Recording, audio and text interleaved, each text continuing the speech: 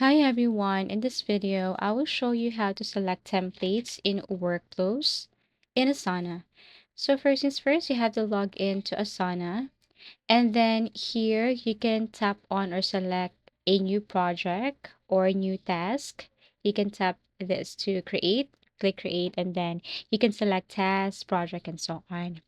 So once you tap this one, then it will take you directly to this. You can start from scratch, blank page, you can import project, or you can search from their built-in template. Now here, you can explore template options in the workflow builder, or here in this interface, you can look for the template section. Browse through the available templates and click on the one that best fits your need. Each template is tailored to specific workflows, making it easier to implement standardized processes.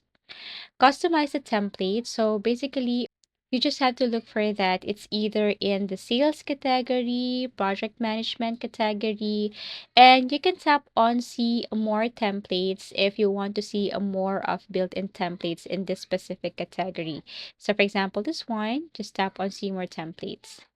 So basically that's it. All you have to do is tap on create new task and create new builder. Now, if you have upgraded your Asana, you can also see that if you go to workflow builder, you will see a workflow builder here once you have upgraded your Asana, and you can see also template section. But basically, I'm using the basic version, so I can only go to the library or a template library and then search for a specific template right here.